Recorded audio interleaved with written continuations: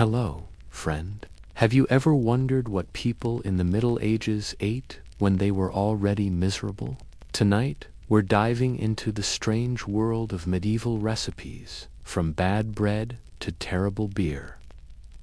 In the quiet stone kitchens of 12th century Benedictine monasteries, the rhythm of life was slow and unchanging.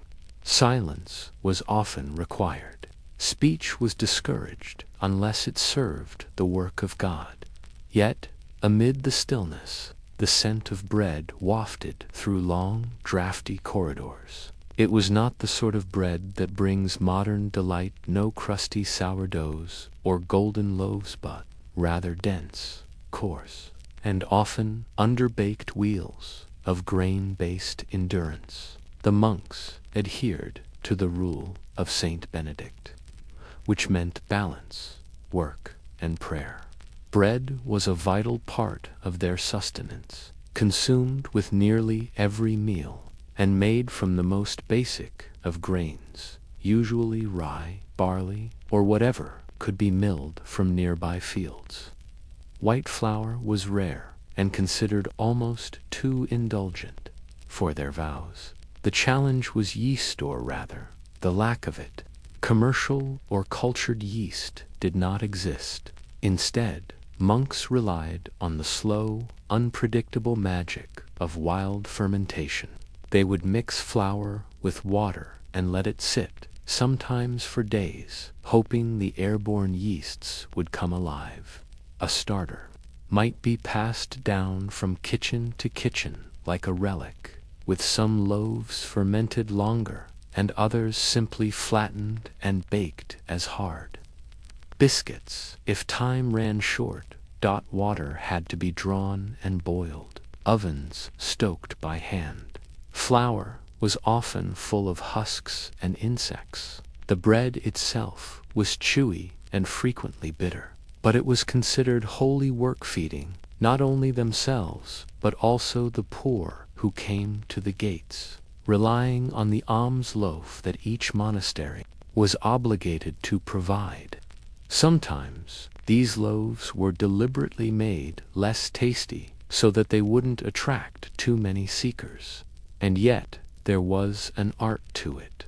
The baker monk, often chosen for his reliability and patience, would rise in the coldest hours to tend the dough. He would know, through experience alone, how long the sponge needed to bubble, how to test the temperature of the oven by ash or touch, and how to score the bread to keep it from bursting while baking.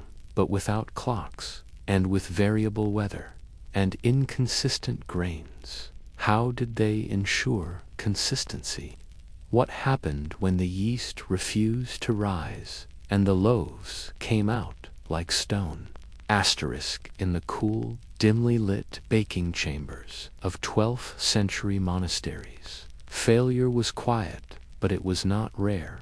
A loaf that didn't rise wasn't just disappointing, it was a disruption. Without leavened bread, meals lacked substance. The monks, bound to routines and rations, noticed even the smallest deviation. When the dough refused to lift, it was often a mystery. Had the flour turned sour? Was the water too cold? Had the wild yeast abandoned them? They had no microscopes, no real understanding of microbes. The idea of fermentation was wrapped in observation, not science. So when the starter dough, a simple mix of flour and water, lifeless or acidic, they couldn't revive it with accuracy.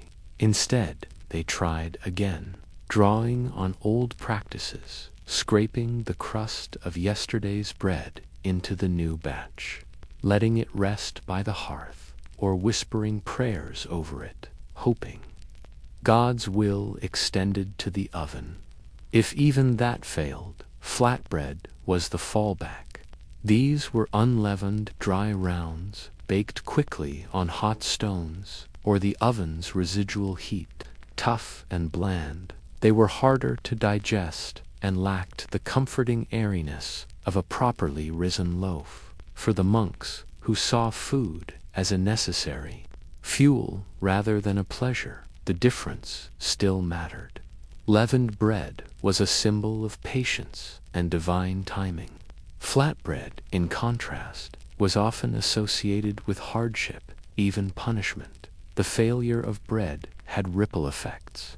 Leftovers were dried and ground into a coarse meal for gruel. Crumbs fed to pigs. Broken loaves were sometimes soaked in ale or broth. Nothing was wasted, not out of environmental consciousness, but because resources were thin, especially in the long winters. Interestingly, some failures became traditions.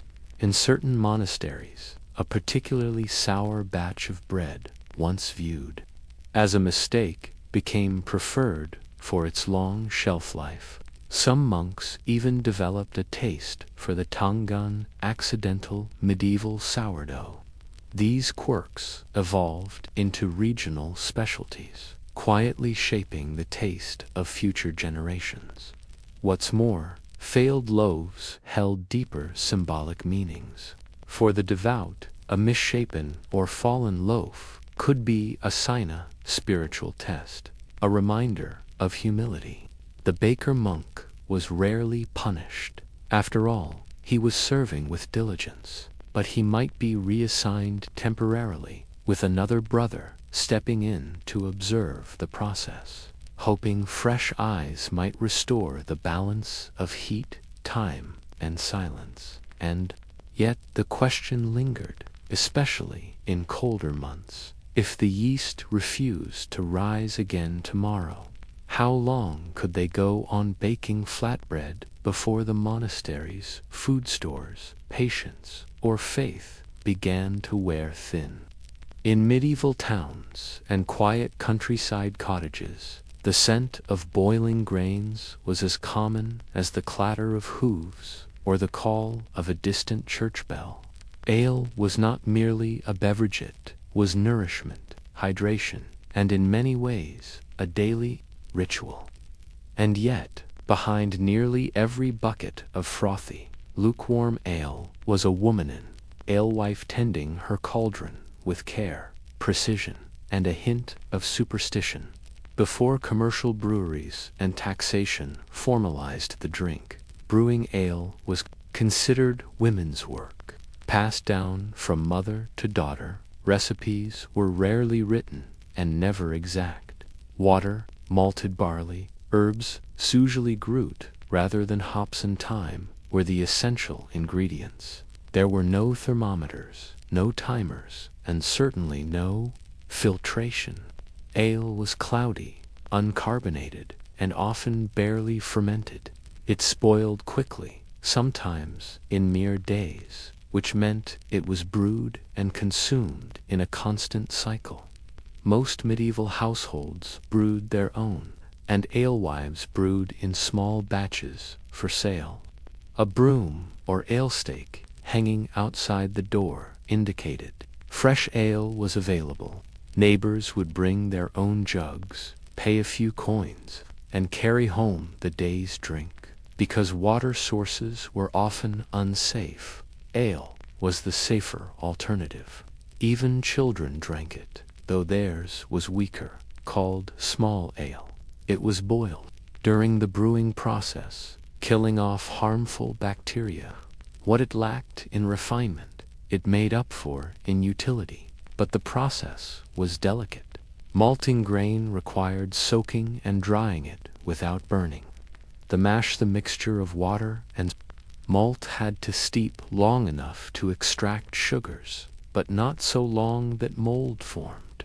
Once cooled, it was strained through straw or cloth, flavored with bitter herbs, and left to ferment in open vessels. Fermentation was unpredictable. A change in weather, spoiled grain, or a forgotten step could ruin the entire batch. The ale themselves were often under scrutiny. Brewing too weak an ale or selling spoiled drink could lead to public punishment. Town ale tasters were appointed to inspect quality and price, and offending alewives might be dunked in a river or paraded on a cucking stula. Humiliating spectacle meant to maintain community trust.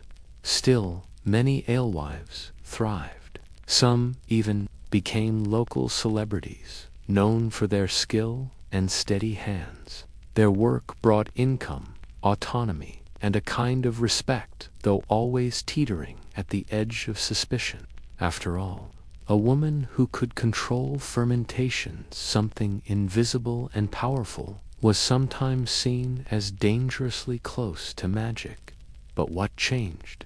How did this common cottage industry become centralized? And why did women disappear from the brewing world they once dominated?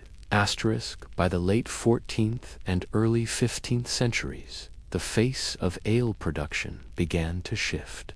What was once a domestic, feminine craft slowly became a public, male-dominated trade. The brewster, the female brewer, faded into the shadows of economic change, legal regulation, and social pressure. The cauldrons were still boiling, but the hands stirring them now belonged to men. The transformation began with regulation. As cities grew, so did concerns about quality control and taxation. Local governments, realizing that ale was a near universal good and a constant need, began to impose taxes and licensing requirements. Brewing, once informal and seasonal, was now monitored by law. Many simply couldn't afford the new fees or didn't meet the brewing consistency required to avoid fines. Worse, women had fewer legal protections when it came to business disputes. A failed brew or a customer complaint could escalate into court appearances, with many women accused not just of selling poor ale, but of being scolds or worse witches. Superstition lingered around fermentation. The invisible transformation of liquid into drinkable ales, sometimes bubbly, sometimes sour, was unsettling to those who didn't understand it. When things went wrong, suspicion often fell on women. At the same time, something new was bubbling up. Beer. Unlike ale, traditional medieval beer used hops, which added bitterness and preserved the brew longer. Originating in continental Europe, hopped beer slowly made its way into England by the 15th century. It lasted longer than ale, which made it suitable for commercial transport and storage. Brewing was becoming scalable, and with that shift came the decline of local, home-based production. Hopped beer required more equipment, more time, and more knowledge of export markets. It appealed to merchants and guilds, most of which excluded women. Brewing became a trade, and with that professionalization came guild control, capital investment, and inevitably a male workforce. Alewives, who had once made a modest living, found themselves outpaced and outregulated. There were exceptions. Some women clung to the old ways, brewing in secret or in rural areas where regulation was looser. But the image of the alewife, broom at the door and cauldron on the fire, slowly disappeared. In her place came the brewers' guilds, factory-style production, and a commodified drink that no longer needed a neighbor's recipe. Still, echoes of the brewster's world remain. The term brewster itself, feminine word, has all but vanished, but her legacy survives in the oldest beer traditions, where taste, intuition, and chance once ruled over measurement and scale. And as the froth of progress settled over Europe, one couldn't help but wonder, was something lost in that shift from warm, communal ale to cold, standardized beer? In pre-revolutionary France, few things were more common than bread. and few things more necessary than salt. It wasn't simply for flavor. Salt was survival. It preserved meat, stabilized butter, and kept fish edible through long winters. In a time before refrigeration, salt was food security. And yet, the very thing that made life bearable became one of the kingdom's most reviled taxes. The gabelle. The gabelle wasn't just a tax on salt, it was a bureaucratic labyrinth designed to squeeze every coin from the common folk. Instituted in the 14th century and evolving over time, the gabelle divided France into regions with different salt laws. Some areas were pays de grands, gables, where salt was most heavily taxed. Others were exempt or taxed at lower rates. This inconsistency bred confusion, resentment, and eventually rebellion in heavily taxed regions. People were required by law to purchase a minimum quantity of salt every year, even if they didn't need it. The state-run salt depots were the only legal source, and their prices were often 10 times higher than the black market. Refusing to buy your quota, that was a crime. Buying untaxed salt, a greater one. Possessing even a handful of contraband. Salt could mean fines, prison, or forced labor in the galleys. In rural villages, where wages were low and salt was vital, the burden was crushing.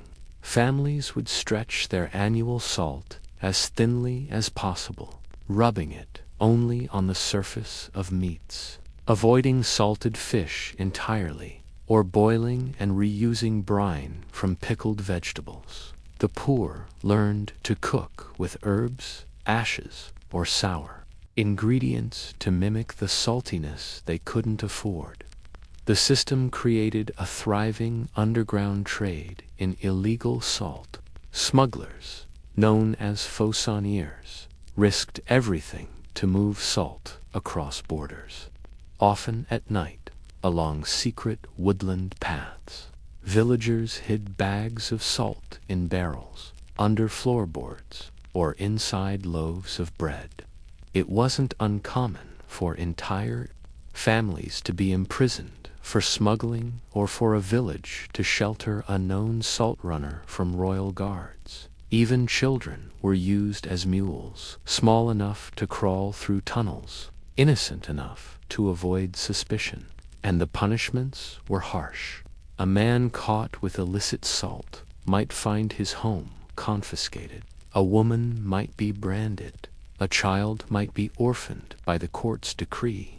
All for a mineral that ironically was considered sacred in older times, once used to preserve not just food, but covenants. Yet the salt tax persisted for centuries, fueling quiet resistance long before any revolutionary banner was raised. Why would the monarchy cling so tightly to such an unpopular policy? What made salt so politically powerful? As the gabelle tightened its grip across the French countryside, entire communities adapted to the rhythm of illegal salt. It wasn't just an underground economy, it was a way of life. In regions like Anjou, Poitou, and Brittany, where salt was taxed heavily or distribution was limited, the smugglers, or fauconniers, became both feared and revered.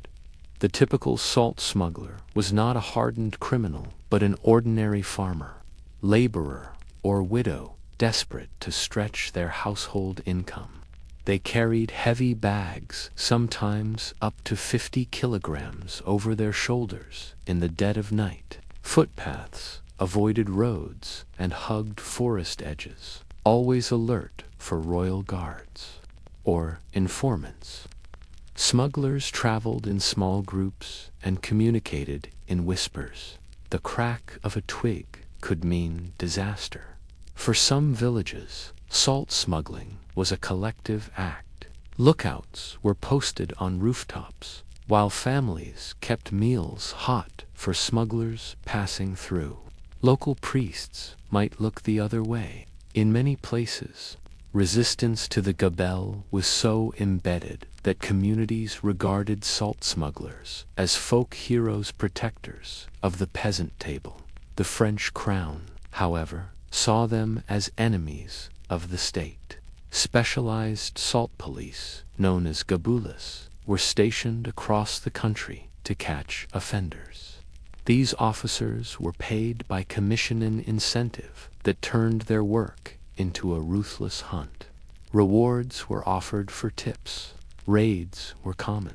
Some communities were forced to watch public punishments, floggings, imprisonments, even executions of known smugglers. Still, the smuggling didn't stop. The gabelle created not only economic hardship, but deep divisions. In towns where salt was untaxed or cheaper, residents were viewed with envy or suspicion. Families torn apart by arrests sometimes blamed neighbors. Distrust seeped into markets, marriages, even parish pews, all over a substance that, paradoxically, was used to symbolize friendship and loyalty in other cultures. Despite increasing unrest, the monarchy continued to defend the gabelle. It brought in significant revenue, nearly 10% of the state's income in some years. The tax funded royal wars, palaces, and pensions.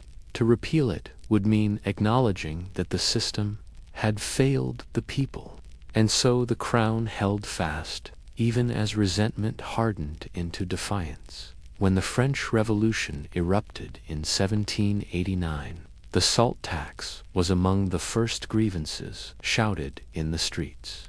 Within months, salt depots were looted, gabelists driven out, and laws repealed. By 1790, the gabelou was abolished. For the first time in generations, French peasants could salt their meat freely, but the scars lingered. Families who had lost homes or loved ones to the salt trade carried the memory like a seasoning in every dish. In post-revolutionary France, salt returned to the table not just as a mineral, but as a quiet symbol of resistance and survival. And it makes one wonder, how could such a small, ordinary thing shape the anger of a nation? In medieval London, the streets were loud, the markets crowded, and the food often coarse. For many, eating was more of a necessity than a pleasure, and for those with poor teeth, it was a daily struggle.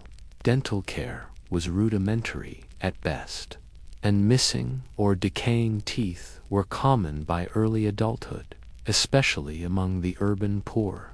This quiet dental crisis reshaped what people ate, how they prepared it, and what the table looked like across social classes.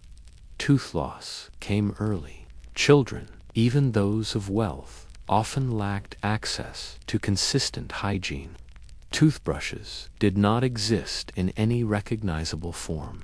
Instead, people rubbed their teeth with linen cloth or chewed herbs like mint, fennel, or sage.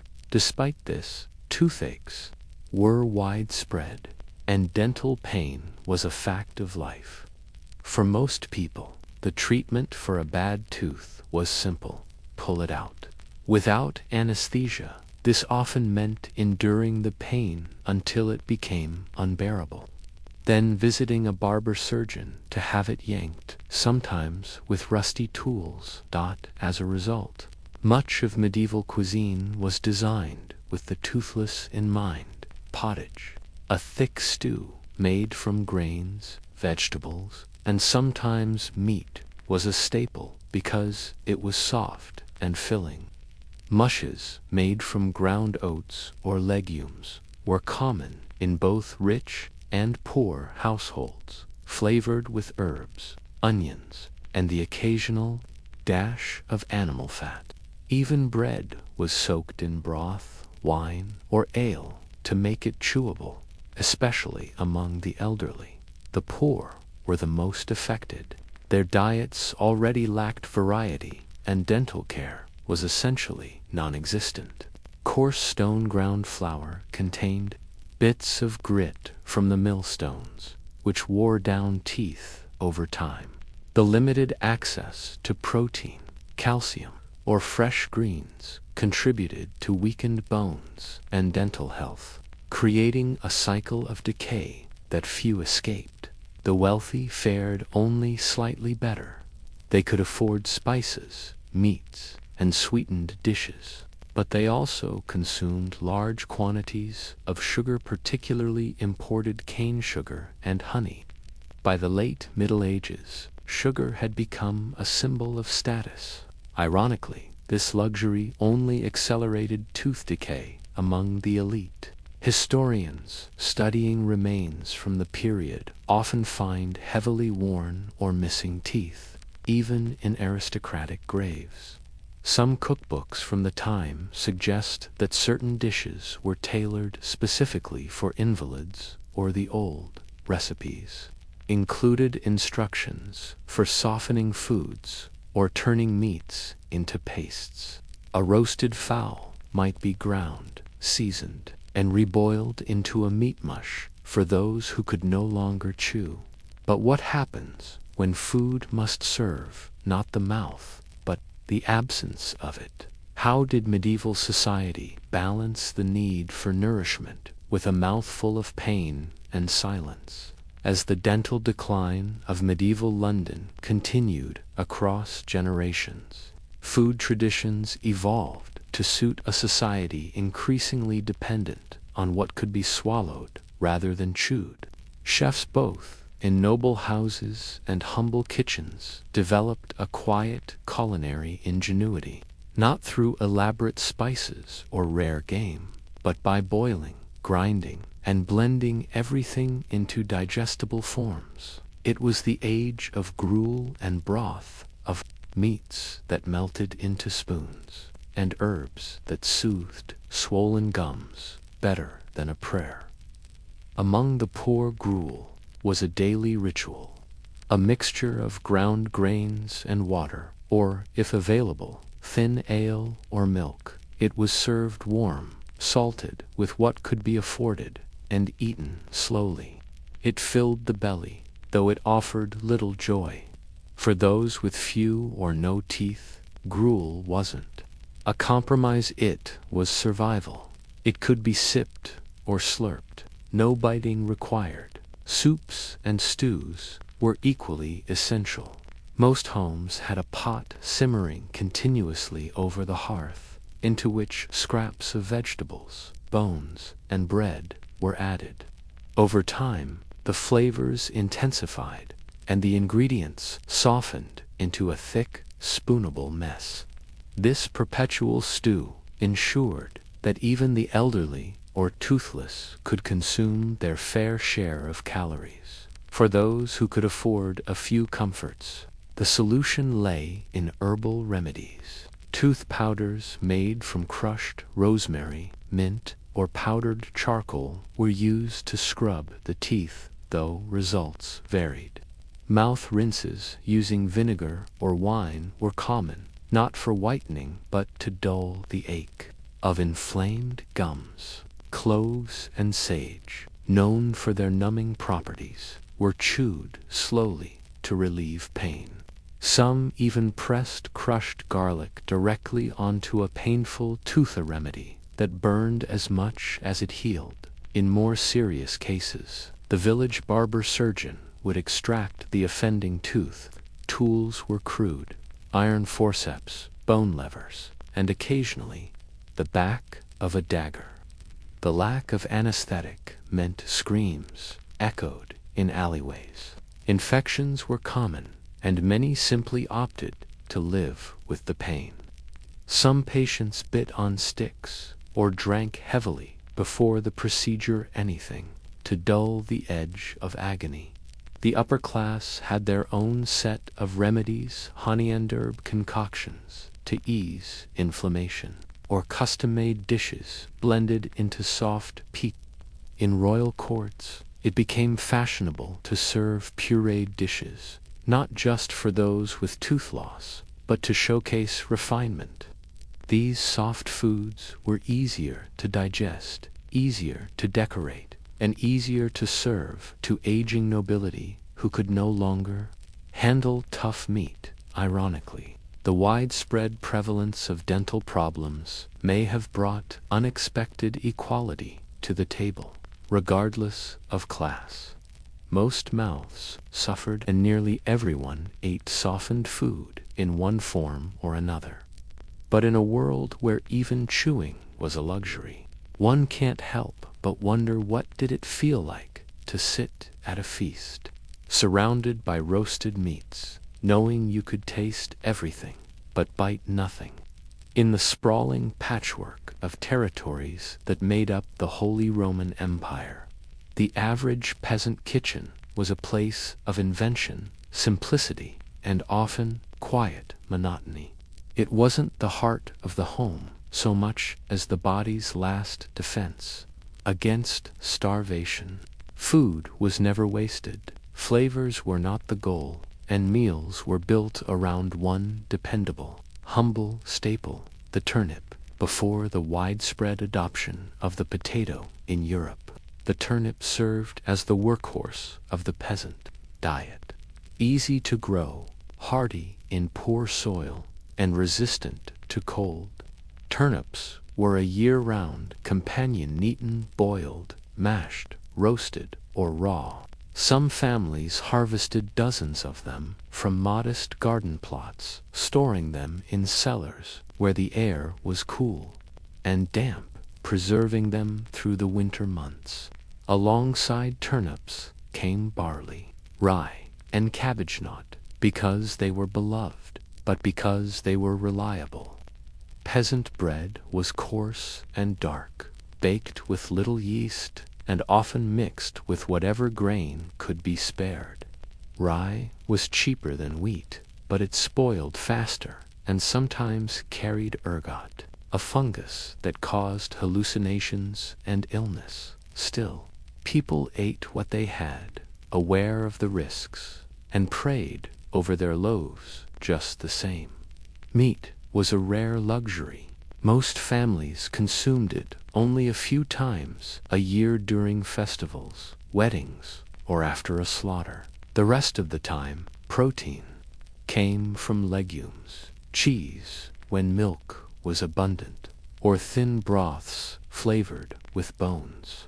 Hunting was illegal for peasants in most regions, the right reserved for nobles, so snares were set quietly and cautiously.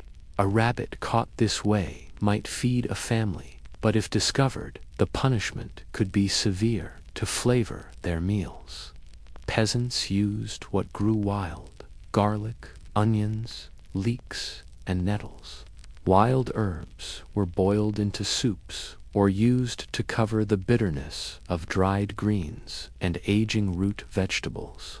Salt, when it could be afforded, was precious and used sparingly. More often, dishes were seasoned with ashes, sour milk, or vinegar. Foretaste, but preservation. Cooking happened in large cauldrons hung over the fire, where meals could be stretched across days. A stew might begin with turnips and beans, then receive scraps of bread the next day, followed by cabbage and barley the next. This ongoing pot was known by many names, but the idea was always the same: keep it hot, keep it edible, and keep it going. Food was survival, not celebration. Yet within this cycle of bland repetition, there was comfort. The smell of stewing turnips meant the fire was still burning. The land had yielded something, and the family had made it one day further. But if the turnips failed the salt ran out. What could a family do when even the blandest meal was out of reach? When the turnips ran thin and the bread grew hard, peasant households across the Holy Roman Empire turned to ingenuity and desperation.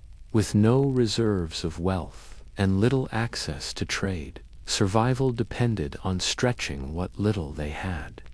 In such kitchens, treacle, a thick, dark syrup, often made from boiled-down fruit or beet juice, became a curious tool. It wasn't sweet in the modern sense, but it masked the bitterness of spoiled or bland food and served as a rare indulgence when sugar was still considered an exotic luxury. Treacle was used sparingly. A spoonful might be added to thin porridge to quiet a child's hunger, or stirred into herbal tea made from dried nettles and sage. It was less a dessert and more a disguise used to improve the texture of grain mush or to coat rough bread crusts long past freshness. Sometimes it was mixed with vinegar or ale to soften dried root vegetables that had grown woody in storage. Sweetness, even in shadowy forms, was a balm. But treacle wasn't the only adaptation. When food was scarce, families relied on acorns, soaked to remove their bitterness and ground into meal. They harvested wild berries and mushrooms, though the risks of poisonous lookalikes were real. Chestnuts, where available, were boiled and mashed, sometimes forming the base for a makeshift cake made with old flour, herbs, and animal fat if any could be spared. Preservation methods were simple and rudimentary: smoking over open hearths, salting when possible, drying in sunlight. These practices varied by region and dictated what could be eaten in winter. A surplus of beans or lentils in autumn might be dried and stored in clay pots, layered with ash or herbs to keep insects at bay. Cabbage was shredded and fermented into a crude, early form of sauerkraut, an accidental discovery that saved many from scurvy without their knowing why. In many households, food sharing became a survival tactic. Villagers took turns preparing stew pots big enough to feed several families, especially during fast days or during seasons of spiritual abstinence like Advent and Lent. Bartering was common. Someone with eggs might trade for a cup of barley. Someone with extra firewood might receive an old wheel of cheese in return. Despite its scarcity, food remained deeply tied to faith and superstition. Some believed that turning stale bread 3 times before eating would bring fortune. Others placed bits of dried onion near doorways to ward off evil and famine. The act of eating itself was often done in silence, not from piety alone, but from exhaustion.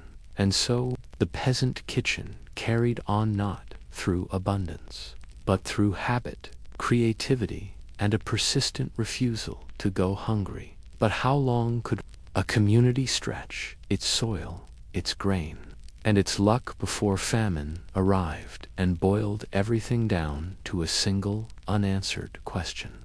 In the year 1349, Europe was in turmoil. The Black Death had swept through cities and villages alike, leaving behind empty homes, abandoned fields, and unanswered prayers. But even in the shadow of plague, another quiet catastrophe was unfolding. Beneath the floorboards in cellars, smokehouses, and pantries, it was the slow, creeping failure of food preservation, and for many, it would prove just as deadly. Before refrigeration, preservation was both an art and a gamble. Families relied on salting, smoking, drying, fermenting, or burying food in cool earth to stretch harvests through winter. Meats were salted and hung from beams. Fish were laid out in barrels, layered with brine. Root vegetables were stored in straw-packed pits.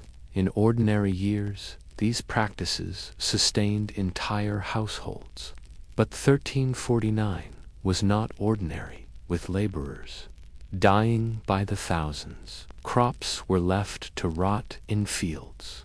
Salt production declined as coastal workers succumbed to illness. Markets and trade routes, once reliable sources for preserving agents, collapsed. In towns across France, England, and the German principalities, the salt trade faltered not from war or taxation this time, but from the simple fact that no one was left to carry the barrels. As autumn approached, families did what they could. They slaughtered livestock early, hoping to cure and smoke the meat before the weather turned, were stored too damp. Jars of preserved plums burst from within. Rats, emboldened by quiet streets and neglected houses, ran freely through storerooms, gnawing through sacks of oats and contaminating what remained. Without salt, smoke, or hands to tend the shelves, even the simplest meals became uncertain. In many homes, desperation bred creativity. Some families turned spoiled meat into stews, heavily spiced with garlic or vinegar to hide the sour taste. Others diluted spoiled ale with herbs and drank it anyway. Stale bread was scraped of mold, soaked in wine or milk, and served as pudding. It was never enough. But with every household struggling, competition was fierce. And the plague didn't just steal bodice, it stole time. People too sick to tend their food stores returned weeks later to find them spoiled beyond saving by the time the frost arrived. Many pantries were already empty. What does survival look like when the food you've prepared to save you turns against you? How does a family live through winter when the very act of preservation has failed? The winter of 1349 settled over Europe like a thick, indifferent fog. In villages where the plague had passed but scarcity remained, the real challenge began not surviving disease, but surviving the silence that came after it. Many families huddled around hearths with nothing but spoiled provisions and brittle hope, clinging to cellars that smelled more of rot than security. With traditional preservation methods in disarray, strange experiments emerged. Families tried salting meat with ashes or dried nettles, using whatever was left when real salt had vanished from shelves. Others buried food in mud or clay, hoping to mimic the cooling power of lost ice cellars. Cheese, once carefully ripened in cloth, was now left exposed and bloomed with questionable fuzzy edges, sour cores. Some ate it anyway. Hunger dulled the tongue and the standards. Bread was another battlefield. Stored flour, exposed to moisture, turned clumpy or grew weevil-stiny insects that wormed through every sack. Still, peasants would sift the flour through cloth, discard the worst, and bake what remained. The resulting loaves were dense and sometimes bitter. If mold appeared, it was scraped off. If the dough didn't rise, the bread was boiled into gruel. Meat posed even more danger. Forgotten cuts, hidden in barrels or cloth wraps, often emerged days or weeks later with maggots, slime, or a putrid stench.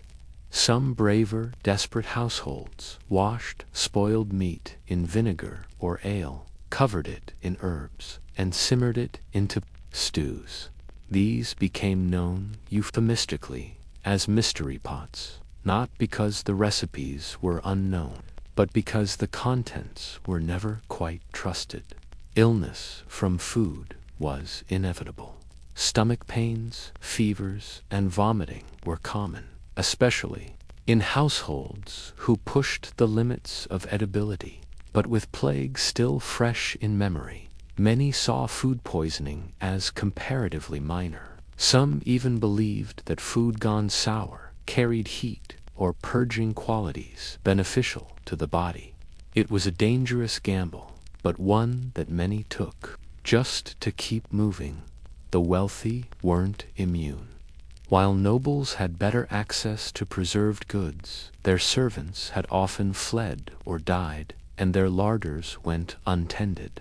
In great halls, entire wheels of cheese collapsed in on themselves. Wine soured in barrels, even in stone castles. Rats chewed through sacks of grain and carried disease to those who thought themselves beyond reach by the time spring whispered through the trees.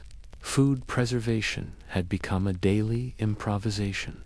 The techniques of the past had failed, not because they were flawed, but because the hands and knowledge that sustained them had vanished. In their place rose something older: instinct, desperation, and the ability to eat what shouldn't be eaten. But once people learned to eat rot, to stretch the edible into the inedible, and call it sustenance, how long does it take before that becomes the new normal? In medieval Europe, the rhythm of daily life wasn't just shaped by seasons or harvests, it was ruled by the church calendar. And with that calendar came fasting, not as a choice, but as a requirement. Lent, Advent, Ember Days, Vigils, and every single Friday meant no meat. For many, that amounted to over 150 days a year without flesh on the table. And so, in kitchens from the North Sea to the Mediterranean, one food became sacred by necessity: fish. But this was not the grilled salmon or buttered cod we might imagine today. For most, fasting meant eating salted herring, dried stockfish, or smoked eelfish made to survive distance and time, not to delight the palate. These preserved specimens were tough, chewy, and heavily flavored with whatever herbs or sauces could be afforded to mask their saltiness. Inland regions were hit the hardest. Without access to fresh fish, they relied on trade routes that brought in barrels of salted herring from the Low Countries or dried fish from Scandinavia. The logistics were daunting. Fish had to be packed in heavy layers of salt, loaded onto carts or river barges, and transported over hundreds of miles, often through poor weather and even poorer roads. Monasteries played a major role in this system. Bound by the strictest fasting rules, they became early hubs of fish storage and preparation. Some even dug fish ponds on their land to raise carp or eels, locally more reliable than waiting for merchants and less susceptible to spoilage. In some regions, a monk's meal might include boiled pike, fish pies made with almond milk, or stewed lamprey thickened with breadcrumbs. The rules themselves were both detailed and, at times, contradictory. While land animals were forbidden, creatures that lived in water were permitted. This included not only fish, but also beavers and even barnacle geesebirds, thought to hatch from driftwood, and therefore not technically birds in the eyes of medieval theologians. For the laity, following fasting rules could be expensive. Fish, especially during Lent, cost more than meat. Poor families might only afford salted herring, soaked for hours to remove its brine and then fried in oil or stewed with onions and stale bread. Others turned to cheese, eggs, or, when allowed, almond milk substitutes. Fasting was not just a dietary inconvenience. It was a cultural and economic force. Markets swelled with fish during Lent. Prices spiked. Trade routes adjusted. The church dictated what could be eaten, when, and by whom. And in that obedience, entire fishing industries were born. But how did this religious obligation ripple outward, shaping politics, ocean economies, and the fate of those who simply wanted to eat? As the centuries passed, fasting didn't weaken it, deepened. The Church not only reinforced its dietary rules, but elevated them into a system of moral discipline, penance, and obedience. Fasting wasn't simply about giving something up, it was about participating in a sacred calendar, aligning the stomach with the soul. But behind this ritualized restraint was a vast and growing fish economy, stretching from Scandinavian fjords to the Mediterranean coast. Salted fish was the backbone of the trade. The North Sea herring fisheries, in particular, became indispensable. Fishermen from the Low Countries, Denmark, and the Hanseatic League cities braved cold waters to haul in massive catches each summer. Once landed, the fish were immediately gutted, salted, and barreled, a race against spoilage. The process was so valuable that entire ports, like those in Bruges and Hamburg, developed salt-curing industries specifically for Lent and other fast days. Salt itself became a strategic commodity. Without enough salt, preservation failed, and the church calendar could not be kept. Kings levied salt taxes, monasteries hoarded it, and cities like Venice and Genoa fought for control of its trade. The fish was holy, yes, but the salt made it sacred. Even distant regions were pulled into the fasting economy. Dried stockfish from Norway and Iceland, essentially cod that had been wind-dried until it was as stiff as leather, became a staple in German markets. In Italy, merchants sold dried tuna or botarga, salted fish roe, to nobles observing Lent. These goods were luxury staples, expensive, unpleasant to chew, but required by conscience and law at sea. Fishermen knew they were part of something larger than their nets. Fasting periods brought higher prices, higher demand, and often greater danger. Boats were rushed out in rough conditions to meet holy deadlines. Loss of life wasn't uncommon. Still, the spiritual weight of their catch made it meaningful, not profitable. On land, church courts oversaw the enforcement of fasting rules. Breaking a fast day was not merely a sin. In some places, it was a finable offense. Informants reported neighbors who cooked meat during Lent. Tavern keepers were expected to maintain dual menus, one for ordinary days and one for fast days. Even kings were subject to scrutiny. Chronicles tell of monarchs who publicly repented for eating meat when it was forbidden, but not everyone complied. In secret, many broke fasts with sausages hidden in pies or meat cloaked as fish.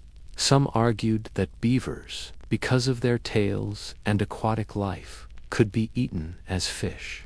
Others simply paid their penance and continued eating what they could afford. Over time, piety blurred into pragmatism. Still, the calendar held. The church's grip on the table was firm, and in a world where food was survival, its holy restrictions became a quiet form of control. So we're left to ask, when eating becomes an act of devotion, who truly gets to decide what is sacred and what is merely sustenance? Beneath the cold stone floors of a 10th century fortress, where lords dined under heavy wooden beams and tapestries fluttered in the draught, there was always a fire burning, not in the hearth of the great hall, but deeper down winding stairs, or tucked behind the main walls where the kitchen labored in heat, smoke, and silence. In these early medieval strongholds, the kitchen was less a room than a system. It consisted of open hearths, cauldrons, and wooden tables stained with generations of broth and blood. Cook fires smoldered day and night. Iron hooks hung from soot-blackened beams, suspending pots that simmered constantly turnip stews, cabbage, broths, and thin porridge thickened with barley or oats. Bones, rarely discarded, were boiled until they gave every last drop of flavor. The broth they produced was called pot liquor, and it was reused meal after meal. The kitchen team worked in biscooks, spitboys, wood haulers, and dishwashers, usually all men in a noble household, though female cooks were common in lower status kitchens. They labored without breaks, often in dangerous proximity to open flames, scalding oil, and slippery stone floors. The smell of burning fat mingled with damp ash and rotting scraps. Most servants ate apart, but they rarely went hungry. Food waste was minimal, and leftovers from the Lord's table, the leavings, were often their main meals. The tools were simple: wooden spoons, iron knives, stone mortar, and linen strainers. There were no forks, trenchers, thick slabs of stale breads. These were sometimes eaten after the meal or given to the poor. Salt was treasured, used sparingly to cure meats or flavor stews. Everything else was seasoned with herbs grown in nearby gardens: thyme, sage, marjoram, and parsley, or whatever the local climate allowed. The menu depended on the season and the fortress's stores. In summer and autumn, fresh vegetables and meats might make it into a dish. In winter, salted pork, dried peas, and black bread became the staples. Spit roasting was reserved for feast days or high-ranking visitors, where entire animals were turned slowly by hand over blazing coals. The spit boy, often a child, could spend hours cranking the handle until his arms went numb. Cleanliness was more practical than sanitary. Knives were wiped, not washed. Hands were rinsed in shared basins. Rodents were common, so hanging food from rafters became essential. Smoke, for all its discomfort, helped preserve meat and deter flies. But this was more than a place of drudgery, was the engine that kept the fortress running. Without it, even the mightiest walls couldn't protect a household from hunger. Still, one wonders what happened when the stores ran low, the roads were blocked, and the fortress had only its own walls and its cooks to rely on. Winter in a fortress was less a season and more a siege of silence. The snows fell thick against the stone walls, and travel slowed to a crawl or ceased entirely. In these months, the kitchen's true test began. The gardens lay frozen, the livestock pens thinned, and the granaries, those shadowy, locked rooms where grain and salted meat were hoarded, began to echo just slightly more with each passing week. Inside the kitchens, routines shifted. Recipes became thinner. Stews were stretched with water and herbs. Bones were boiled again and again until their strength was spent. Bread was made with rye instead of wheat, or with chestnut flour, or in desperate times, mixed with powdered bark or ground beans. Every scrap of stale crust was saved. No food was wasted, not even the peel of a turnip. When even the dried goods ran low, foraging became essential. Some fortress kitchens had dried mushrooms, nuts, or preserved berries hanging from rafters, dotted sparingly to flavor dull meals. On rare occasions, the cook might sneak out with a servant to collect wild greens beneath the snow: chickweed, dandelion, or bittercress, enough to add green to the pot. For noble households, prestige dictated some degree of bounty, even in hard times. Kitchens were expected to prepare mock feasts, small servings of meat, surrounded by generous helpings of barley, root vegetables, or lentils, to make plates appear full. If guests arrived unexpectedly, the cook might use beer or wine reductions to add color and aroma, giving the illusion of richness with the faintest trace of flavor. Meals were now defined by absence, the absence of eggs, of butter, of anything fresh. Dishes once made with cream or cheese were replaced with almond milk or oat paste, if available. Livestock, once a source of sustenance, were often too precious to slaughter. A pig in the pen meant hope for spring. Its fat might be rendered for cooking, but its flesh was postponed. Even the wood that fueled the fire was rationed. Stews were left to simmer at embers. Bread ovens were fired less frequently. Some meals were served lukewarm, not from neglect, but from necessity. Yet the fortress endured. Kitchens became spaces of quiet determination. Each pot that fed 20 mouths was a small miracle of timing, restraint, and memory, of knowing which barrel held one more handful of beans, which herb could hide the taste of rot, which flour mix wouldn't crumble into ash, but the balance was delicate. 1 week too cold, 1 cart of supplies delayed, and the household would tip into true hunger. And hunger, when it came quietly, but did not leave quietly in the end. A fortress's strength wasn't just its walls or swords, but the hands that stirred the pot, and the stubborn will to make something from almost nothing. In the medieval kitchen, few ingredients were as prized or as controversial as butter.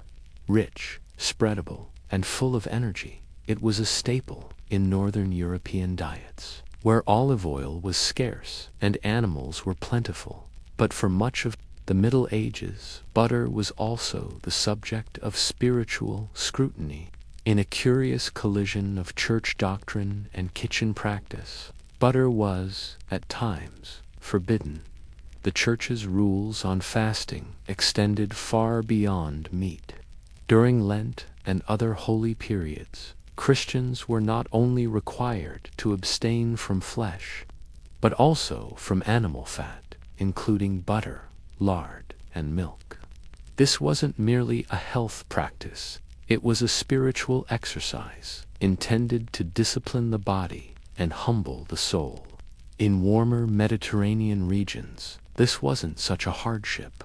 People used olive oil to cook and flavor their food. But in colder northern lands, Germany, England, and the Low Countries, olive oil was expensive and often unavailable. Without butter or lard, meals became dry, bland, and difficult to prepare. Monks and bishops debated the rules. Was butter truly sinful during Lent? Could it be allowed in harsh climates where oil couldn't be sourced? Some religious leaders held fast to tradition, insisting that butter consumption during fasting periods was an indulgence of the flesh. Others bent the rules for practicality. Eventually, a strange solution emerged: pay for the privilege. By the 14th century, the butter tax or butter dispensation was introduced in several dioceses. Wealthy households and even entire regions could donate money to the church in exchange for permission to eat butter during fasting times. In some places, the funds were used to build cathedrals or repair abbeys. In others, they disappeared quietly into clerical coffers. This compromise, both practical and profitable, allowed kitchens to function while the church maintained authority over the diet. For the poor, the butter ban was a far heavier burden. They lacked access to oil, and dairy was one of their most affordable sources of fat. Fasting meant meals of dry bread, boiled vegetables, or porridge with no fat to make it filling. Some peasants tried to skirt the rule by using clarified butter, believing it removed the sinful part. Others ignored the law entirely, eating what was available and hoping confession would cover their guilt in monasteries. Cooks turned to nut oils, almond milk, and boiled fruits as substitutes.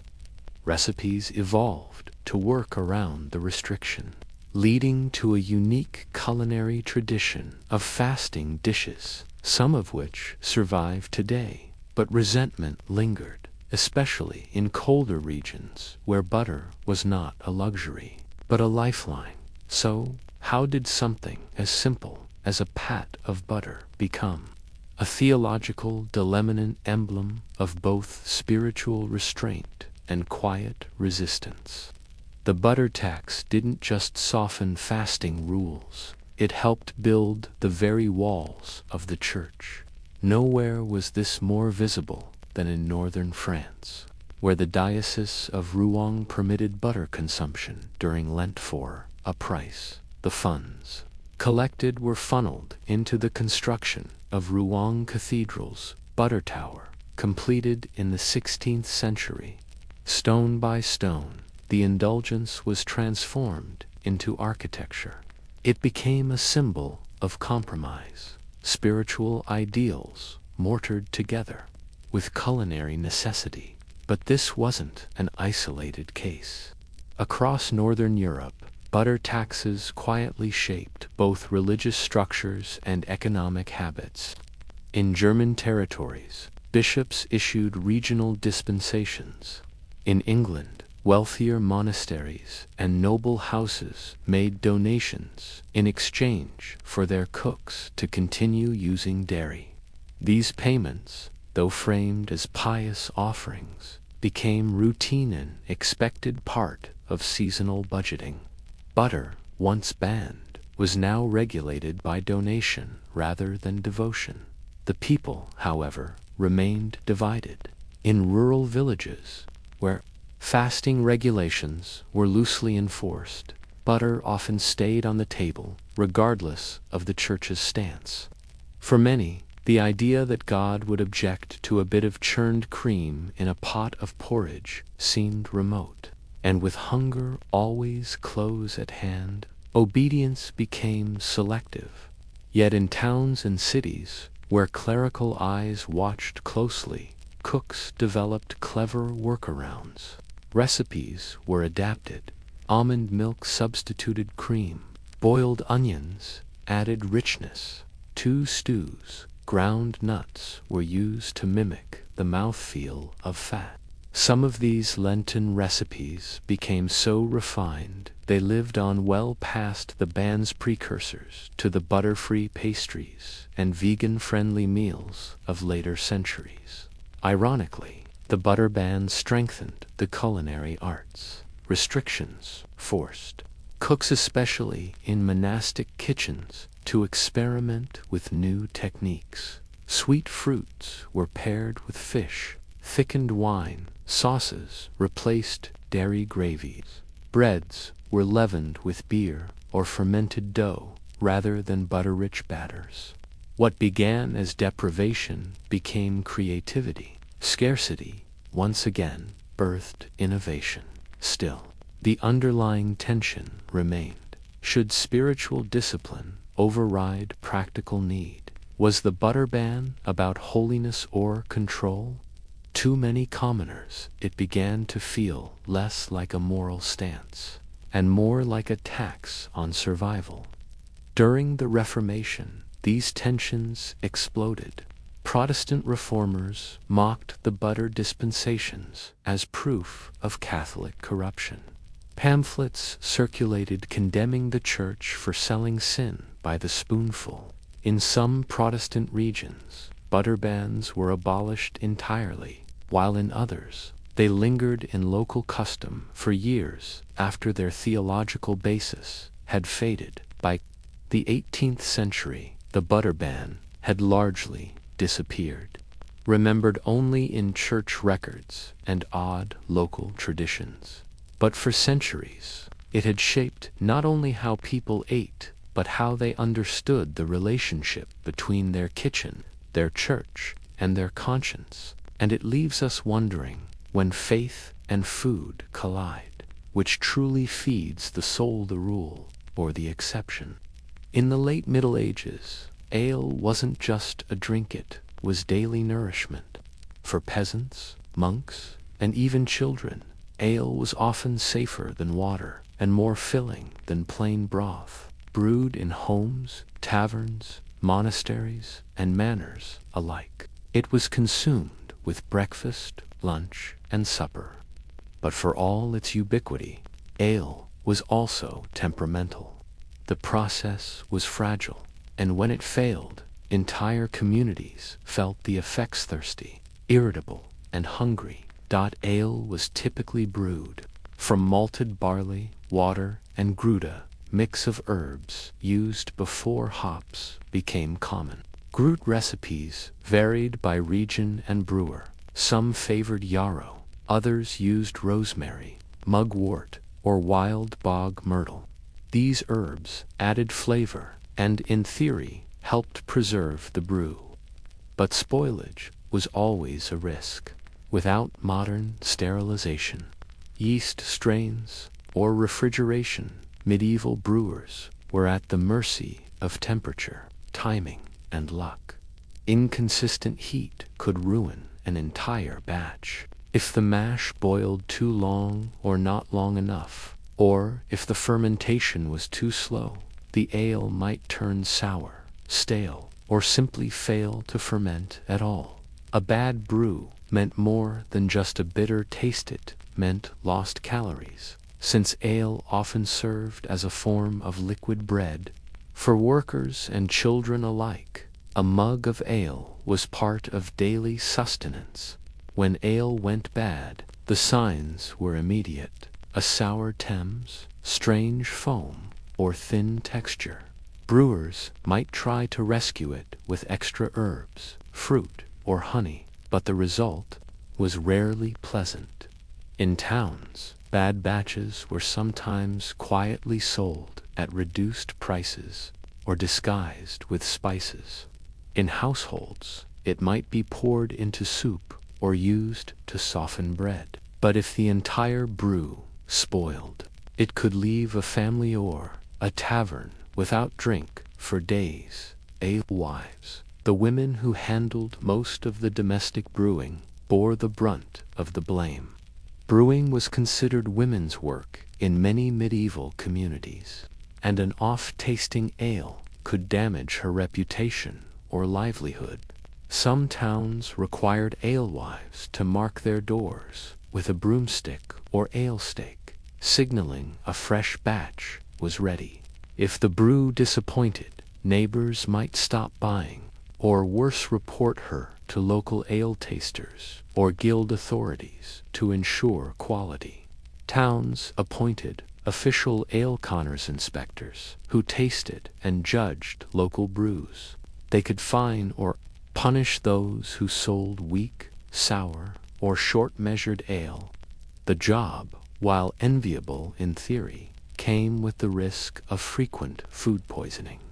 Spoiled ale was often not lethal, but it could bring on illness, stomach cramps, or worse if the water source used was foul.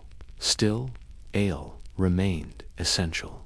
Its failure disrupted more than thirsted, frayed the edges of daily life. From the fields to the monastery. So what did people do when their most dependable drink became undrinkable, when their mug ran dry, and even water was suspect? When the ale soured and the barrels ran dry, it wasn't just thirst that crept in, it was disorder.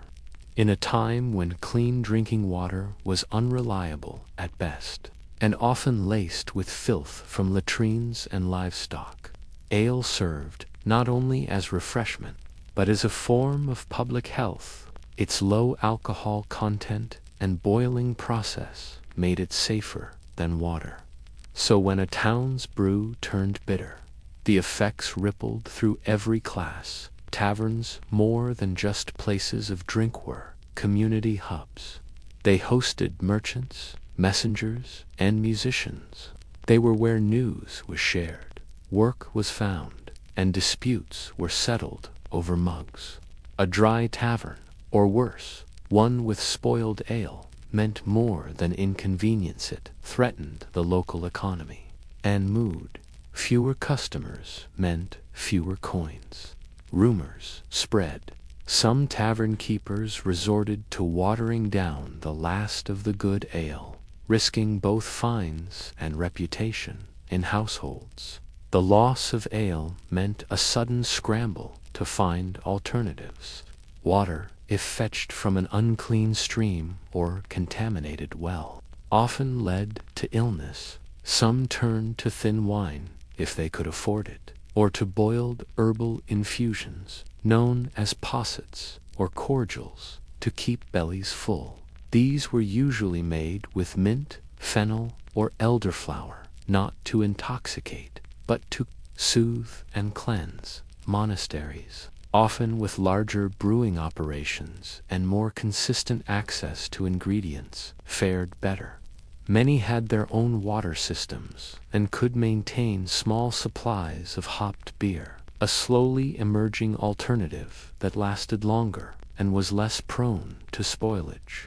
Still, even in monastic kitchens, brewing failures were recorded with dismay. A ruined batch might be blamed on the weather, the yeast, or even demonic influenza, suspicion not entirely out of step with medieval thinking.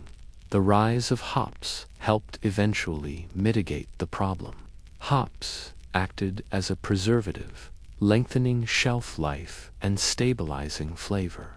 But in the 14th and 15th centuries, hopped beer was still unfamiliar in many parts of England and France. Some distrusted it as foreign, bitter, or even unhealthy. Resistance to hops lingered well into the Renaissance, especially where traditional brewed held cultural sway, in towns where spoiled ale became a recurring issue. Local brewing guilds began to emerge, codifying best practices and trying to standardize quality. Alewives were gradually joined or replaced by professional male brewers, particularly in urban areas. Brewing slowly shifted from domestic labor to commercial craft, and with it came tighter control, less experimentation, and higher expectations. But one question remained. In a world where ale was nourishment, water was a risk, and spirits were rare, how did people cope when their most trusted drink became a gamble? As the 14th and 15th centuries progressed, the gap between law and reality widened. Grain shortages swept across regions during years of war, poor harvests, or plague, yet the old rules about bread remained in force. Bakers found themselves caught in a grim cycle. Flour cost more, ovens burned more fuel in cold winters, and yet the loaf's price and weight were fixed.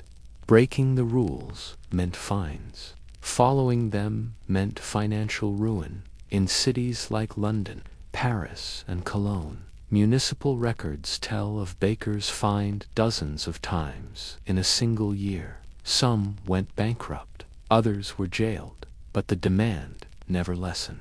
Officials insisted that bread must remain affordable to avoid unrest. It was a civic duty to bake. Bread was not just food, it was public order in edible form. To enforce these regulations, cities employed bread inspectors, sometimes called bread weighers or grain tasters. They wandered markets, carrying small scales, randomly purchasing loaves and measuring their weight against what the law prescribed. If a loaf was too light, it might be destroyed on the spot, and the baker summoned to court. Repeat offenders faced public shaming, with their names posted near the market or announced from the pulpit. In rural villages, the rules were looser, but no less dangerous. Local lords might seize bread during grain shortages, distributing it to tenants or troops without payment. Sometimes bakers were pressed into service, forced to bake on behalf of the manor or church.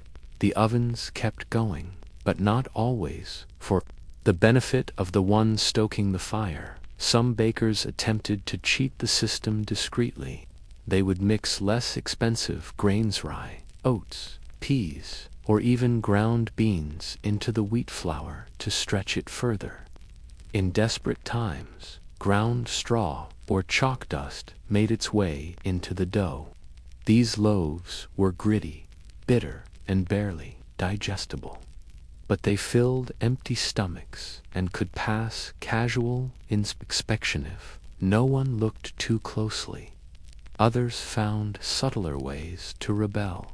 Bakers might leave loaves just heavy enough, just soft enough, baking them with minimal fuel to save wood or coal. Some even began collaborating with each other, agreeing on secret price adjustments to keep one another afloat. A primitive form of unionizing centuries before the word existed.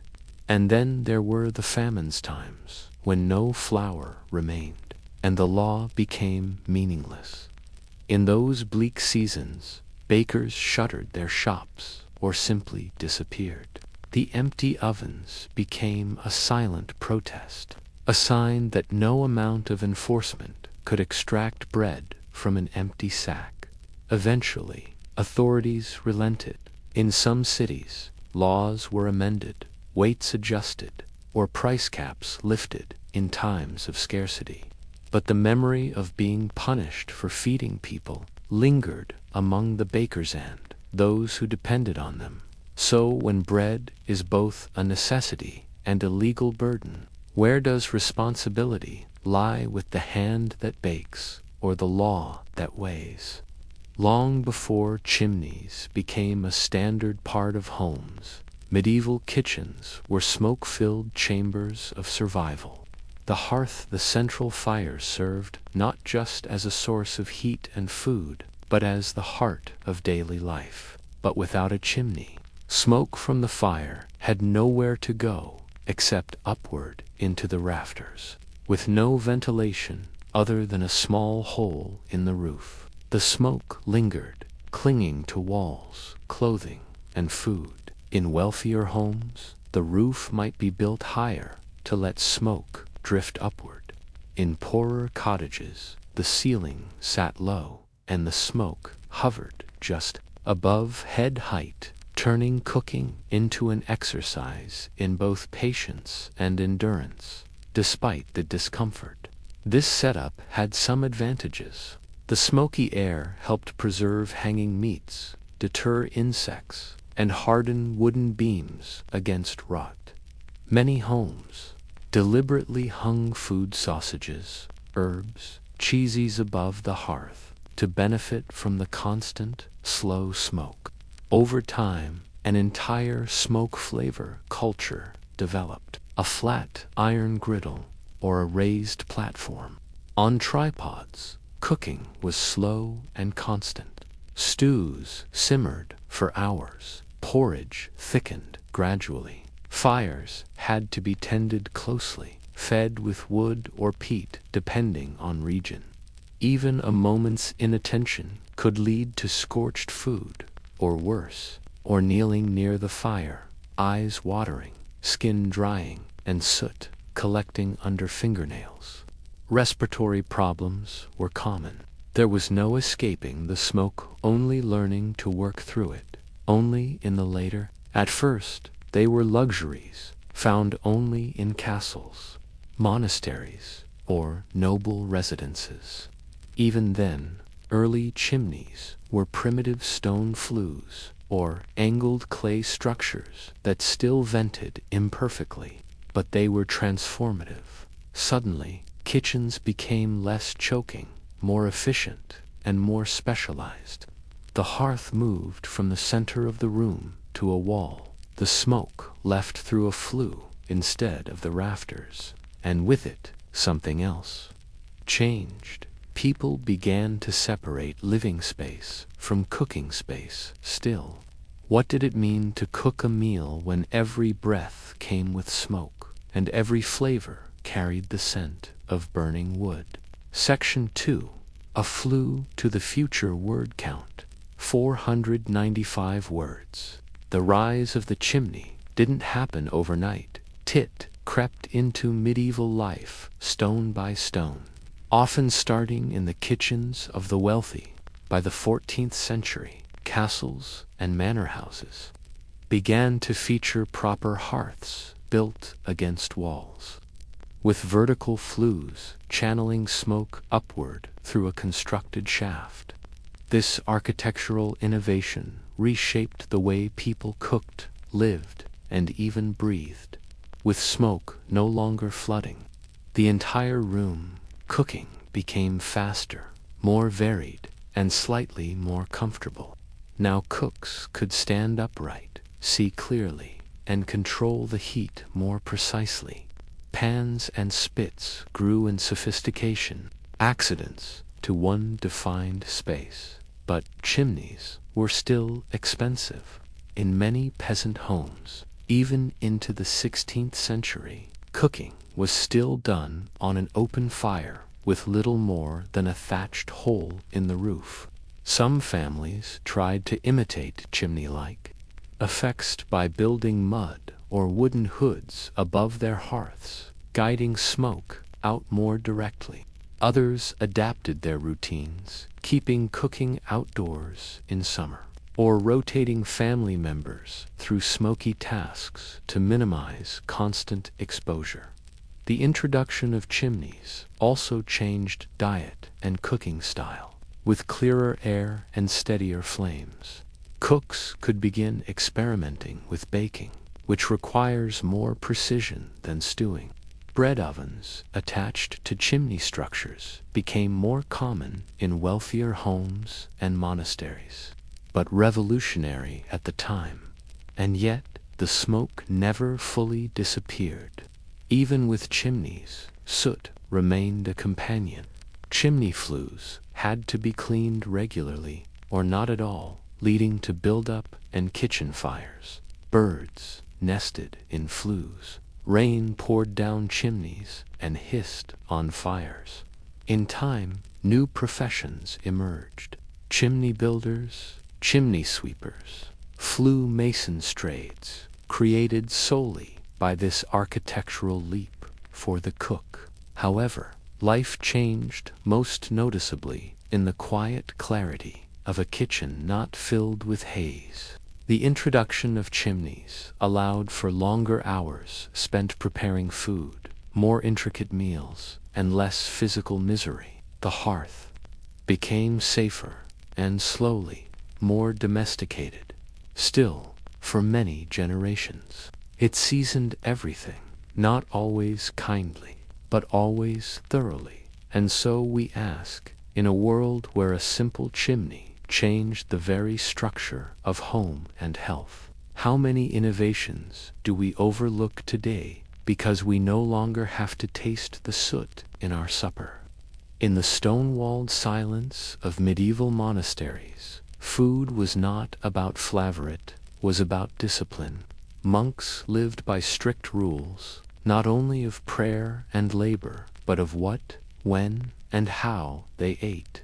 Across Europe, religious orders such as the Benedictines, Cistercians, and Augustinians followed detailed dietary regulations laid out in monastic rules, most famously the Rule of Saint Benedict, which dictated a life of humility, restraint, and very modest eating. Meals were communal but silent.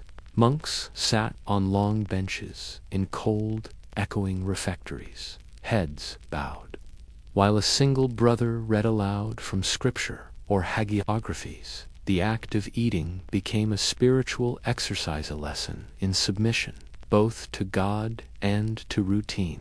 Talking was forbidden. Chewing, swallowing, and passing dishes were done quietly, deliberately, with every movement charged with purpose. What did they eat? In short, boiled things. The typical monastic meal consisted of pulses like peas, lentils, or broad beans, seasonal vegetables, coarse bread, and occasionally cheese.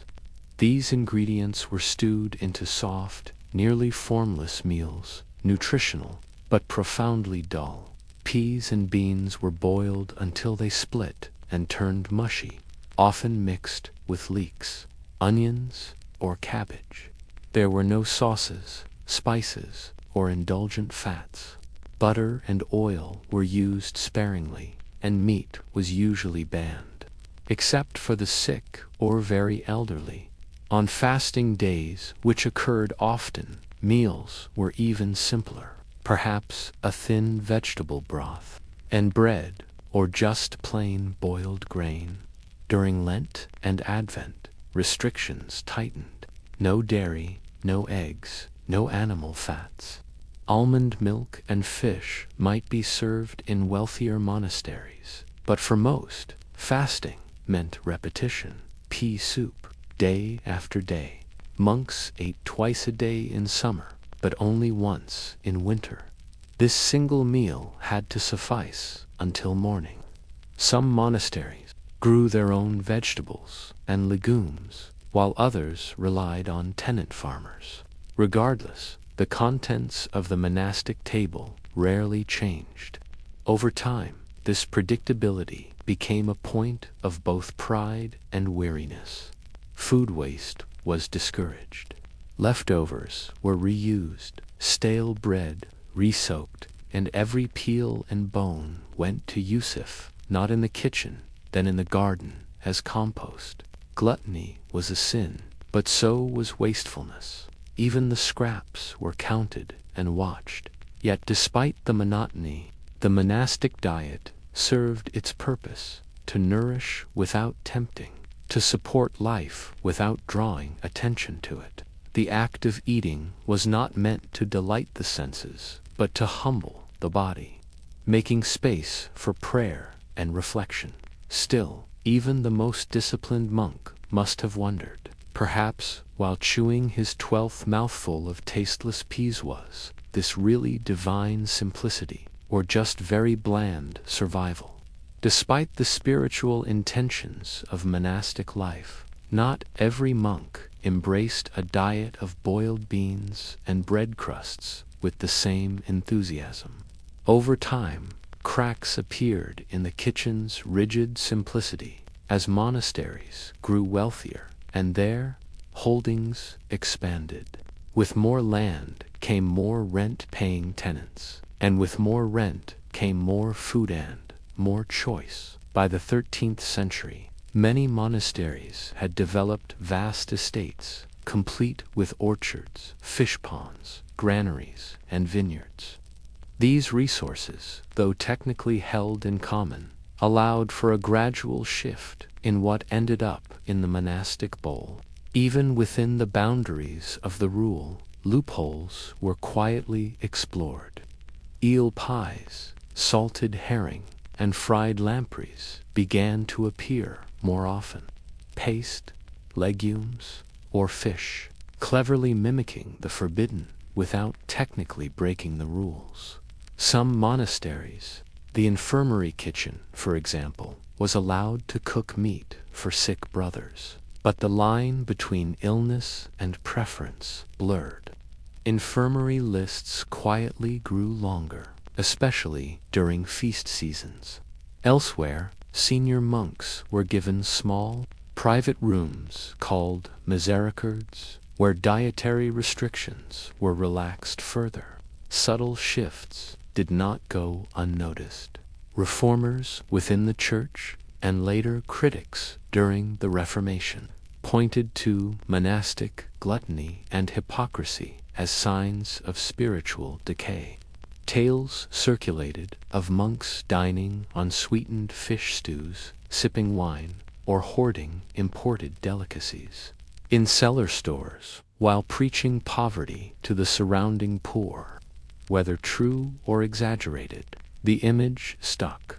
A class of religious elites fed richly in silence, while the peasantry boiled their cabbage with nothing but salt. Still, not all monasteries strayed. Many remained true to the rule, boiling their peas, baking their bread, and watering their ale. For them, the kitchen remained a place of quiet humility, where even the act of chewing was an echo of obedience. Food, after all, was fleeting. The soul was eternal, but even in the most austere of refectories, the question lingered: where did piety end and preference begin? And in the end was the simplicity of the monastic table a symbol of virtue, or just a long, unseasoned struggle against hunger and taste? Medieval kitchens, especially those in monasteries and noble households, were no strangers to illusion. When the church declared meat forbidden during fasting days, or when funds or supplies ran low, cooks across Europe turned to a peculiar craft, the art of food deception. Using humble ingredients like lentils, eggs, and root vegetables, they recreated forbidden or expensive dishes in appearance, texture, and even flavor.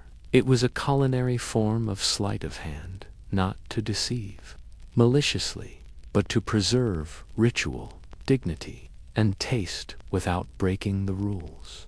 This tradition had its roots in necessity.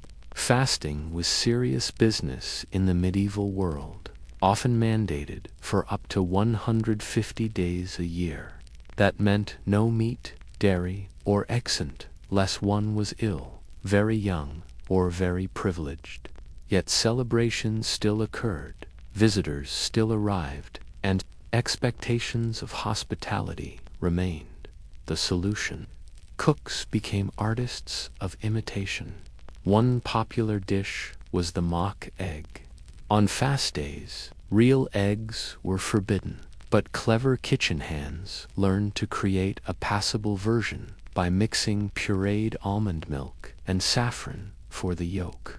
Encased in a shell-like form made from crushed eggshells or shaped dough, or served in a bowl, the result looked at a glance like the real thing. Monastic guests could enjoy the aesthetic of a fine breakfast while still adhering to fasting rules. Lentils and ground nuts were mashed and seasoned into imitation meats, sometimes pressed into loaves, shaped into sausages, or even sculpted into birds and beasts, complete with vegetable-dyed skins. Mushrooms, rich and meaty when cooked, were a favorite for stand-ins. In noble houses, these mock feasts were not just about satisfying hunger, they were a display of culinary wit, proof that the household had both refinement and restraint. Even fish, a permitted fasting food, was imitated. In lean times or inland monasteries, cooks shaped vegetables and grains into mock fish, arranging them on platters with clever garnishings. The illusion often mattered more than the flavors, especially when guests were present. After all, hospitality demanded form. Even if substance was lacking, these creative substitutions were not always met with approval. Some church officials saw them as legalistic loopholes, technical obedience that violated the spirit of fasting. But enforcement was difficult, especially behind the closed doors of monastic kitchens or noble banqueting halls. And for those who lived half their lives under fasting restrictions, a meal that looked festive even if made from lentils and herbs offered psychological comfort, a reminder of feast days to come. It wasn't deception for deception's sake. It was a kind of culinary theater, where form disguised absence, and ingenuity bridged the gap between piety and pleasure. But when even the simplest of foods had to pretend to be something else, what did that say about the hunger behind the rules? As the art of culinary imitation evolved, so too did its ambition. What began as a modest monk's solution for fasting days turned into a cultural fascination with disguised dishes, reaching its peak in the grand banquet halls of medieval courts. Here, cooks didn't just substitute, they performed. Entire tables were set with dishes that looked like one thing but tasted like another. Pies that were fish but shaped like lamb. Desserts that resembled roast birds or almond cheeses. That fooled even experienced diners. In noble circles, food illusion became a way to demonstrate not just obedience, but wealth, creativity, and control over nature. It was an entertainment form designed to dazzle guests and display the kitchen's skill. At courtly feasts, diners were encouraged to guess what they were eating and to laugh at being wrong. What looked like a roast swan might be sculpted from rice and fruit paste.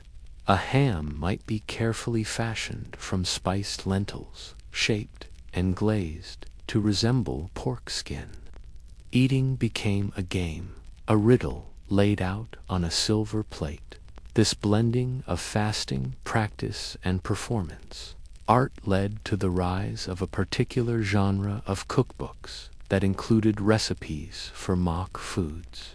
In late medieval France and Italy, some cookbooks offered entire sections devoted to illusion dishes, from mock eggs to faux sausages to fake butter. Instructions were painstaking, shaping dough with fine fingers, coloring sauces with rare spices or flower petals, and layering textures to trick the mouth as much as the eye. And yet, even with all this play, these meals revealed something deeper. They were compromises between faith and appetite, between rule and ritual, between hunger and pride. For the poor, there was little room for such creativity. Their substitutions weren't designed to look beautiful. They were simply efforts to stay alive on scraps and grain. But in monasteries and noble kitchens, mock foods told another story. One of negotiation, where appearance often triumphed over substance. Critics occasionally voiced concern. Church writers warned against using fasting as an excuse for elaborate banquets in disguise. What good, they asked, was giving up meat if you replaced it with a meal twice as costly and 10 times as distracting? The line between discipline and indulgence was thin and not always clear. Still, for cooks, it was an art worth perfecting. A well-made mock fish or almond egg could earn a cook praise, respect, and perhaps a small raise. It was, in many ways, one of the few paths to recognition in a kitchen where their names were rarely remembered. And so we ask, when fasting meals become feasts in disguise, is it clever obedience or has the illusion become the new indulgence? Picture a medieval feast, long tables lined with bread trenchers, steaming pots of stew, and platters of roast meat. Yet among all the food, something is oddly missing: forks. For most of the Middle Ages, meals were eaten with fingers, knives, and occasionally spoons. The table setting, as we know it today, simply didn't exist. Instead, eating was an act of both touch and taste, with etiquette governed not by utensils, but by social expectation and a well-trained hand. In most homes, whether humble or noble, fingers were the default tool. People tore bread, picked meat from bones, scooped up porridge, and dipped root vegetables with bare hands. This was not seen as improper, as long as the manner was clean and deliberate. Table manners weren't about forks and napkins, they were about how one used one's hands, how much one took, and how one behaved toward others. Knives were essential and often personal. Guests brought their own, stored in sheaths or belts. These knives served for both cutting food and carrying it to the mouth. In polite company, it was important not to lick the blade or use it to stab meat too aggressively. The careful carving of shared dishes was a matter of pride and decorum. Spoons did exist, but they were reserved mostly for soups, stews, and porridges, the kinds of meals that resisted fingers and required careful handling. Early spoons were made of wood, horn, or pewter, and were not always provided at meals. Like knives, they were often brought by the diner. In some places, the host might supply communal spoons for guests to share, cleaned between users or not, depending on the host's attentiveness. The real centerpiece of the medieval table, however, was the trencher. This was not a plate in the modern sense, but a stale, thick slice of bread, cut flat and used to hold meats and sauces. Diners ate directly off it, letting juices soak into the crust. At the end of the meal, the trencher, now soaked with gravy and softened, might be eaten, fed to dogs, or given to the poor as alms. It was a plate, a sponge, and a final course all in one. Etiquette manuals of the time reveal how much social meaning was wrapped up in these meals. Diners were told to wash their hands before and after eating, to avoid putting fingers too far into shared bowls, and not to speak with full mouths. Sharing food, particularly from the same trencher or spoon, signaled closeness or hierarchy. Guests were placed at the table according to rank, and who you dined beside could determine how much you ate and how you were seen. Yet, as the centuries passed and courtly life evolved, the way people ate began to shift. So when did fingers fall from favor, and what did it mean when the fork finally found its place at the table? The fork, so ordinary today, was once viewed with suspicion, even disdain, though it had existed in parts of the Byzantine Empire for centuries, and in Islamic regions even longer. It arrived in Western Europe tentatively and only through marriage and diplomacy. When Byzantine princesses married into Italian nobility, they brought forks with them, slender and two-pronged, used primarily for handling sticky or sweet foods. Their appearance at the table was seen as exotic, even extravagant. To many in the medieval West, the fork was considered unnecessary. Why use metal when God gave you fingers?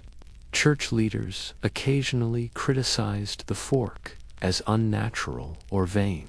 It was an item of aristocratic delicacy, associated with foreign customs, and a rejection of shared, communal eating.